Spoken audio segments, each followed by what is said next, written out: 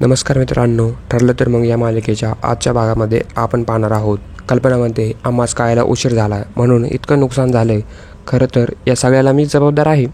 तरी हे मला सतत सांगत होते की तन्वीचा स्वभाव ओळख, तिला इतकं थोडं माप देऊ नकोस. पण मी आंधळे होते, सतत तिला पाठीशी घालत होते आणि तिचे परिणाम आपण सगळ्यांना भोगावे लागतात. कल्पना दुःख व्यक्त करते आणि पूर्ण आजी म्हणते, तुम्ही किती विश्वासाने ह्या चाव्या मला दिलत्या, पण माझी लायकीच नाही या चाव्या घेण्याच्या, असं म्हणत ती चाव्या पूर्ण आजीजवळ ठेवते.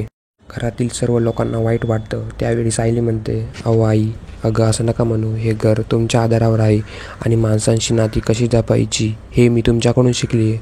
कल्पना रडत रडत रूममध्ये निघून जाते. पूर्ण आजी ठेवलेल्या चाव्या उचलते आणि सायलीजवळ जाते.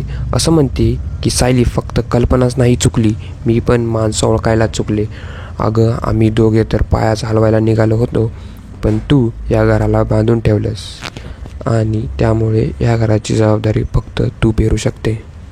पूर्ण आजी सायलीच्या हातात त्या चाव्या ठेवते आणि त्या दोघी एकमेकांना मिठी मारतात. त्यानंतर अर्जुन आणि सायली रूममध्ये येतात. तेव्हा अर्जुन सायलीला विचारतो, ज्यावेळी पूर्ण आजी तुला चाव्या देत होत्या त्यावेळी तू नाही नाही असं का म्हणत होती? अगं तुला जबाबदाऱ्या मिळतात म्हणून मी किती खुश झालो होतो.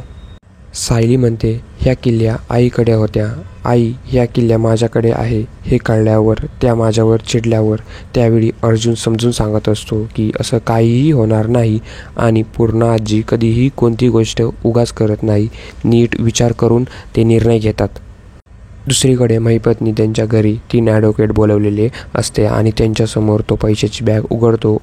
हे पैसे पाहून त्या 3ही ॲडव्होकेटला घामच फुटतो. त्यावेळी महिपत त्यांना म्हणतो, तुम्हा तिघांना ॲडव्होकेट शिकलाय, जेवढे पैसे लागले ना त्याच्यात दुप्पट पैसे आहे, पण ही बॅग एकालाच मिळणार. म्हणजे जो माझ्या लेकीची केस लढणार त्याला. आणि ही एक सुरुवात आहे, म्हणजे वरच्या कोर्टात अपील केल्यानंतर अजून एक बॅग मिळणार. तुम्हाला कळलं का? आणि जर तुम्ही अपील केल्यानंतर माझी लेक सुटली तर बॅगाच बॅगा, मागल तेवढ्या बॅगा.